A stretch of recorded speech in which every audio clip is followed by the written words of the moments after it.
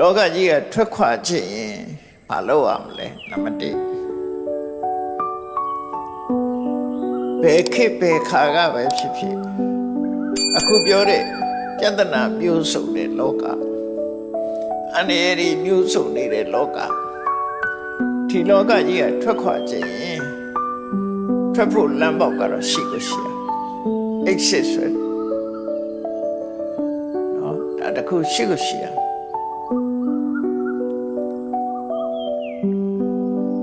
လောကကြီးကလွတ်မြောက်ဖို့ထွက်ပေါက်ဆိုတာရှိရမယ်အဲ့တော့လောကကြီးကထွက်ခွာခြင်းပြီဆိုရင်နံပါတ်1ကဘာလို့ဆိုရင်လောကကြီးရဲ့စိတ်ပြည့်စရာကောင်းဖို့ညီငွေ့ပုံတွေကိုသိရမယ်လောကကြီးကိုစိတ်မပြတ်သေးသမျှလောကထွက်ဖို့ဘယ်သူမှမကြိုးစားဘူးနိုင်ငံတနိုင်ငံဟာပြဿနာတွေဖြစ်ပြီးတော့ရှုပ်ထွေးပွေလိဆင်းရဲဒုက္ခတွေအလီလီဖြစ်နေတဲ့လောကကြီးနိုင်ငံတနိုင်ငံကထိုနိုင်ငံမှာနေတဲ့လူတွေထွက်ခွာဖို့ကြိုးစားကြတယ်ဧရိယာတစ်ခုဟာငြိမ်းချမ်းမှုမရှိဘူးဆိုရင်အဲ့ဒီငြိမ်းချမ်းရေးမရှိတဲ့ဒေသကနေလူတွေကထွက်ခွာဖို့ကြိုးစားကြတယ်ဘာကြောင့်ထွက်ခွာဖို့ကြိုးစားလဲဆိုရင်အဲ့ဒီဒေသရဲ့မငြိမ်းချမ်းမှုဆင်းရဲဒုက္ခကြုံရမှုတွေကိုစိတ်ပြက်ပြီးတော့ထွက်ကြတာအဲ့တော့လောကကြီးကထွက်ခွာခြင်းလောကကြီးရဲ့စိတ်ပြက်စရာတွေကိုသိဖို့အရေးကြီးတယ်ပေါ့နံပါတ်1လောကကြီးကိုစိတ်ပြက်လာမှလောကကြီးကထွက်ဖို့ကြိုးစားမှာတမန်အပြင်တော့ဘုရားဘာသာဝင်နေဣဒံမေပုံညာနိဗ္ဗာန်တပစ္စယောဟောတုဆိုပြီးတော့နိဗ္ဗာန်ကိုဆုတောင်းရတယ်အများစုကတော့ဆိုစဉ်အနေနဲ့ဆိုလိုက်တဲ့သဘောရှိတယ်တကယ်ကိုနိဗ္ဗာန်ကိုလိုချင်တဲ့စိတ်ဓာတ်ရှိတဲ့ပုဂ္ဂိုလ်ကနေကောင်းနေလိမ့်မယ်ဘာလို့နေတာတော့ဆိုလောကရဲ့အဖြစ်မြင်မှမမြင်တာအစဉ်ပြေးနေတာဟုတ်သူအစဉ်ပြေးနေတဲ့နေရာဘယ်တော့မှမထွက်ဘူးသူကတက်တလုံးနေမှာပဲအဲ့ဒီမှာအစဉ်မပြေဘူးဆိုမှထွက်ဖို့စဉ်းစားပါလေသူကအဲ့တော့လောကကြီးရဲ့အစဉ်မပြေတာတွေကိုသိရှိနားလည်ဖို့ကပထမကြိုးစားတယ်လောကကြီးရဲ့အစဉ်မပြေမှုကိုသိရှိနားလည်တဲ့ဉာဏ်ကိုဘာဉာဏ်လို့ခေါ်တော့ဆိုရင်ဝိပဿနာဉာဏ်လို့ခေါ်တာပဲအဲ့ဒါရှင်းရှင်းလေးပြောလို့ရှိရင်လောကကြီးရဲ့အပြစ်ကိုမြင်တဲ့ဉာဏ်ကဝိပဿနာဉာဏ်ပဲကြည့်လေအကောင်းမှမဟုတ်တာသဗ္ဗေသင်္ခါရအနိစ္စလောကထဲမှာရှိတဲ့အရာတွေဘယ်ဟာမှမမြဲဘူးဖြစ်ပြီးပျောက်သွားမှာပဲသဗ္ဗေသင်္ခါရဒုက္ခလောကကြီးထဲမှာရှိတဲ့အရာအလုံးဟာဖြစ်မှုပြမှုတွေကအမြဲတမ်းနှိမ့်ဆက်နေလို့စိတ်ပြည့်စရာကောင်းတဲ့အရာတွေသာဖြစ်တယ်ဒုက္ခသာဖြစ်တယ်စိတ်ပြည့်ဖို့ပဲရှိတာသဗ္ဗေဓမ္မအနတ္တသဘာဝတရားတွေမှန်သမျှကိုလုံးလို့ဖြစ်တာတခုမှမရှိဘူးသူ့သဘာဝတိုင်းသူဖြစ်နေတာသာဖြစ်တယ်ငါနဲ့သက်ဆိုင်မှုမရှိဘူးလို့အဝတ္တဝတ္တနာငါရဲ့စိတ်တိုင်းညဖြစ်နေတဲ့အရာဆိုတာမရှိဘူးငါလုံးနိုင်တာမရှိဘူးလူတွေကကောင်းတော့ကတော့ထင်ကြတယ်ငါခြေငါလက်ငါပိုင်နေငါလှုပ်လို့ရတယ်လို့အုံနောက်တစ်ခုဖြစ်သွားတယ် paralyze ဖြစ်သွားတယ်ဆိုလှုပ်ရတော့ဘူးလေကိုလုံးတာမှမဟုတ်တာလေဖြတ်သွားတယ်ဆိုရင်ဘယ်လိုလုပ်လှုပ်လို့ရတော့အဲ့တော့ငါတို့ကလှုပ်လို့ရတာကိုလှုပ်ချင်လို့ရတာလားဆိုမဟုတ်ဘူးလေမဖြတ်လို့ဓာတိဘာကသူကသူစွမ်းဆောင်နေတာကိုငါလုပ်တယ်လို့ထင်နေတာခုခေတ်မှာပိုးပြီးတော့သိတာတယ်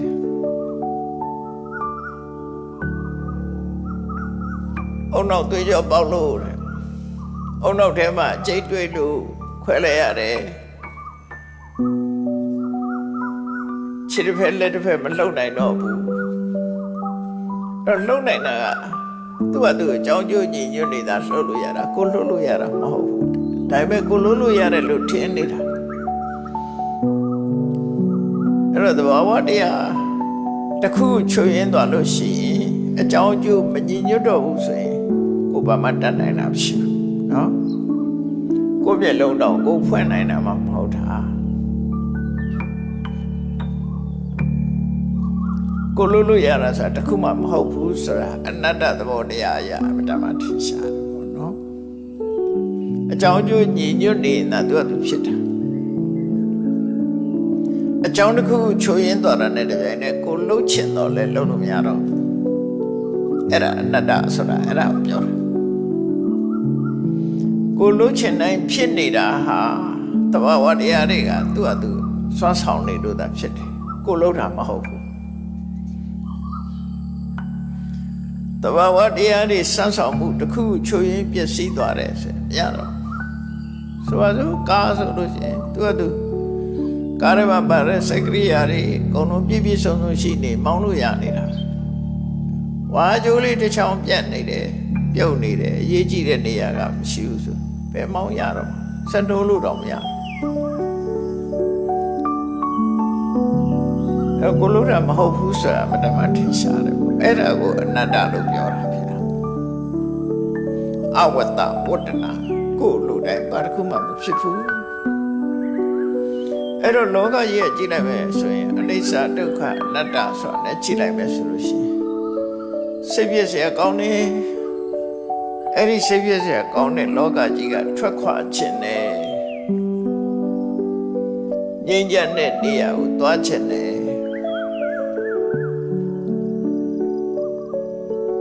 ဒီလောကရဲ့အပြည့်အနာစာတွေမရှိတော့တဲ့နေရာ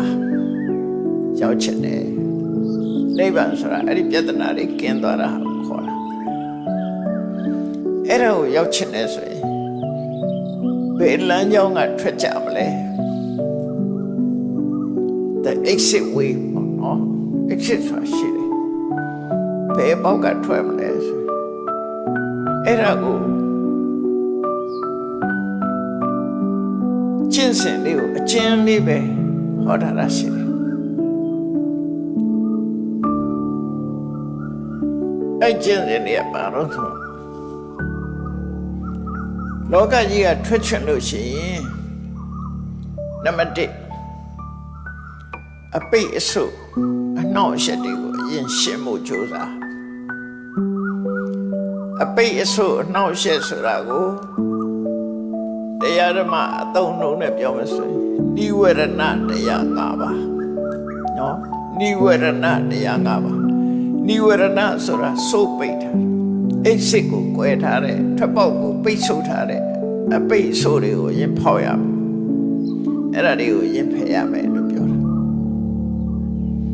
အဲ့တော့ဘုရားဘာသာဝင်တွေကြောင်းသိပူကြတာတွေများလိမ့်မယ်နိဝရဏဆိုတာပိတ်ဆို့ထားတာအပိတ်အဆိုးကြီးအဲ့တော့ချုံနှုံထားတဲ့နေရာထွက်ချင်ဘယ်နေရာပိတ်ထားတော့အဲ့ပိတ်တဲ့နေရာဖွင့်မှုကြိုးစားရတာပဲတော့လောကကြီးကထွက်ခွာခြင်းလောကကြီးကိုဘယ်နာပိတ်ထားတာတော့ဆိုတော့အဲ့ဒီအပိတ်ဆိုတာဘာလဲဆိုလို့ရှိရင်နိဝရဏတရား၅ပါးပဲနိဝရဏတရား၅ပါးကနံပါတ်1ကလူချင်းစရာအာယုန်နဲ့ပတ်သက်ပြီးတော့လူချင်းနေတဲ့တဏှာဆန္ဒကာမိဆန္ဒကာမဆိုတာလူချင်းစရာအာယုန်တွေကိုဆန္ဒကလူချင်းနေတဲ့လောဘဒီနေရာမှာဟိုရိုးရိုးဆန္ဒကိုပြောတာမဟုတ်ဘူး။ဆန္ဒကြီးကကျန်သမျှဖြည့်စည်းရဲဆိုဆန္ဒကိုပြောတာမဟုတ်ဘူးဒီဆန္ဒကတဏှာကိုပြောတယ်နော်။လူချင်းစရာအာယုန်နဲ့ပတ်သက်ပြီးတော့လူချင်းနေတဲ့တဏှာအဲ့ဒါကတင့်အတွက်အပိတ်ဆိုးတစ်ခုဖြစ်နေတယ်အဲ့ဒါဖယ်ရမယ်လူချင်းနာမရရင်သူဆိုတာဘာဖြစ်လဲဒေါသဖြစ်တယ်အဲ့ဒီဒေါသဟာလည်းအပိတ်ဆိုးတစ်ခုဖြစ်တယ်အဲ့တော့ကာမိဆန္ဒဆိုတဲ့လောဘသည်အပိတ်ဆိုးတစ်ခုပြီးရင်လူချင်းနာမရလို့ဖြစ်ပေါ်လာတဲ့ဖြာပါရဆိုတဲ့စိတ်မကြည်မလင်စိတ်ပျက်စီးနေမှုကလည်းပဲအပိတ်ဆိုတစ်ခုပဲနောက်တစ်ခုကကောင်းတာလုပ်ဖို့စိတ်အားထက်သန်မှုမရှိတဲ့ဌိနမိတ်တာကလည်းအပိတ်ဆိုတစ်ခုပဲစိတ်မတည်ငြိမ်မှုစိတ်တော့ကရှောင်းမှုဆိုတဲ့စိတ်မတည်ငြိမ်မှုစိတ်ထဲမှာမကြည်မနက် နောင်တရနေမှုပူပန်နေမှုဆိုတဲ့ဥဒိစ္စကုက္ကုစာလည်းအပိတ်ဆိုတစ်ခုပဲဖြစ်မှဖြစ်ပါမလားဒီလမ်းကြောင်းကသွားလို့ရမှရပါမလားလို့ဆိုရယ်စဝေဇဝဖြစ်နေတဲ့တန်တရားဖြစ်မှုကလည်းပဲအပိတ်ဆိုတစ်ခုပဲ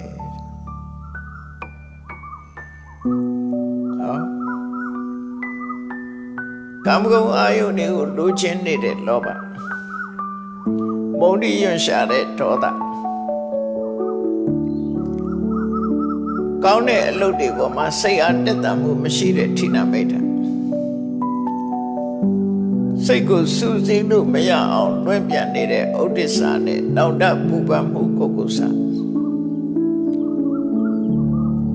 ဖြစ်မှဖြစ်ပါမလားမမဟုတ်ပါမလားလို့ဆိုတဲ့တန်တရားကြီးဖြစ်နေမှုဝိသိကိစ္စဝိသိကိစ္စဆိုတာအသိပညာအားနည်းသွားတာကိုပြောတာနော်တန်တရားဆိုတာခေါင်းကုတ်ချင်တဲ့ကုတ်အဖြေမထုတ်နိုင်တာအဲ့ဒါဝိသိကိစ္စပဲဘာလို့လဲဆိုဝိသိကိစ္စရဲ့စကားလုံးရဲ့အတိတ်ပဲကိုဖော်ပြတဲ့အခါမှာဝိသိနန္တတကိစ္စစဉ်းစားလိုက်တဲ့ခေါင်းရှုပ်သွားတာစဉ်းစားလိုက်ရင်ဖြေမထုတ်နိုင်လို့ခေါင်းရှုပ်သွားတာကိုဝိသိကိစ္စလို့ခေါ်တယ်သို့တော့အများကတော့တန်တရားလို့ပြောတာ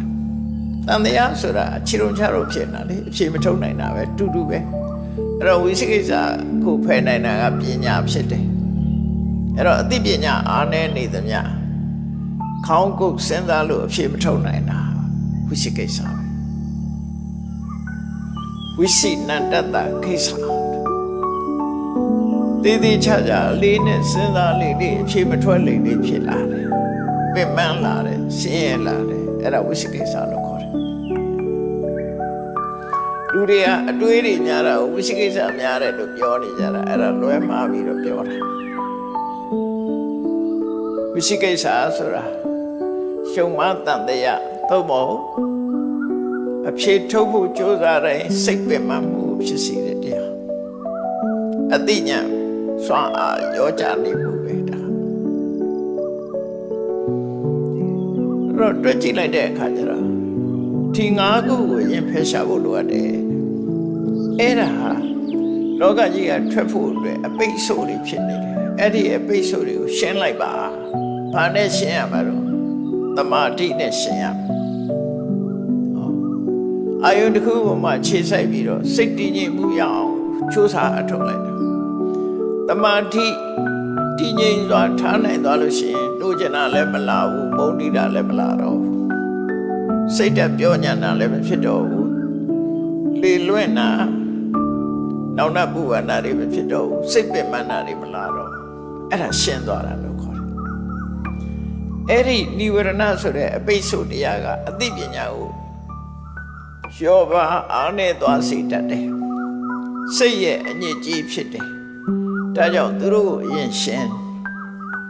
တန်တရားကထွက်ပေါ်ရခြင်းလို့ရှိရင်ဒီနိဝရဏတရား၅ပါးကိုအရင်ရှင်းမှလို့ပြောတာဘာနဲ့ရှင်းရမလဲသမထကျင့်စဉ်တစ်ခုကျင့်ပြီးရှင်းဒါပြင်ထွက်ပေါ်ရပါလားဆိုမရသေးဘူးဆက်လို့အောင်ပဲထွက်ပေါ်ကိုတွေးဖို့အတွက်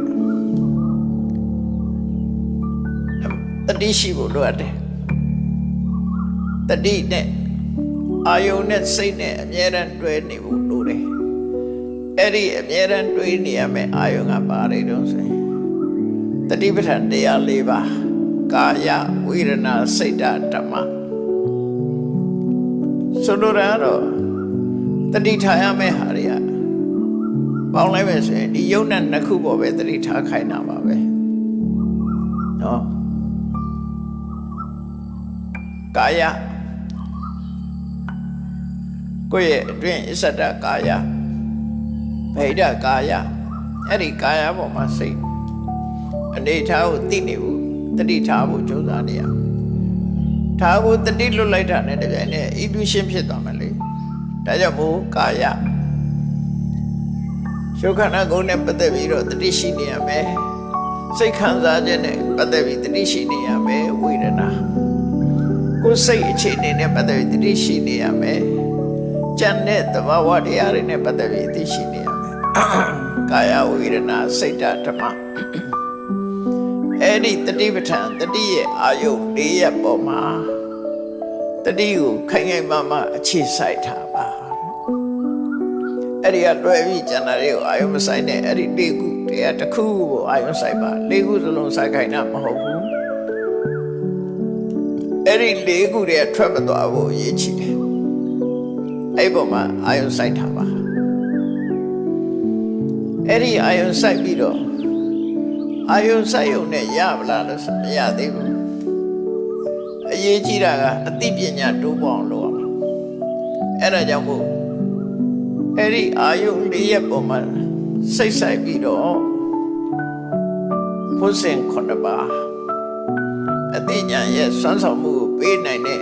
တရား9ပါးကိုကိုယ့်ရဲ့နဲ့မှာဖြစ်အောင်အခိုင်အမာတိုးတက်လာအောင်ကြိုးစားပါအဲ့တော့ကြိုးစားတယ်ဆိုဘယ်လိုလုပ်ရမှာတော့ဘုဇင်9ပါးဆိုအလုံးသိတဲ့အတိုင်းတတိတဘုဇင်တတိရှိနေရမယ်တတိဥဒ္ဒ၄ပါးပေါ်မှာတတိစိုက်ထားပြီးတဲ့အခါမှာဒီတတိကဘာတတိတုံးဆိုရင်ဘုဇင်9ပါးမှာပါတဲ့တတိကြတော့ဝိပဿနာတတိဝိပဿနာတတိကနေပြီးတော့မတ္တတိဖို့တတိအဲ့ဒီအောင်ကြိုးစားရမယ်လို့ဆိုအဲ့တော့ဝိပဿနာတတိကဘာကိုအာရုံပြုနေတာတော့ဆိုယုံနဲ့နံကိုအာရုံပြုတာပဲရှုံးတဲ့နံကိုအာရုံပြုပြီးတော့မမြဲတဲ့သဘောဆင်းရဲတဲ့သဘောအဲ့ဒါတွေကိုသိနေတဲ့တတိအဲ့ဒီတတိကဘယ်လောက်ထိအောင်လုပ်ရမလဲလို့ဆိုရင်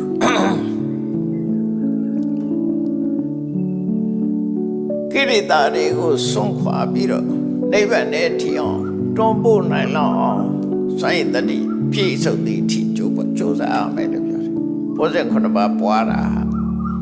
တစ်ဖက်ကကိရိတာတွေကိုဖယ်ရှားပြီးတော့တစ်ဖက်ကနိဗ္ဗာန်နဲ့ကိုပို့ပေးနိုင်တယ်စွန့်ရတတိအဲ့ဒါကိုဝတ္တကပရိနာမိန်လို့သုံးတာ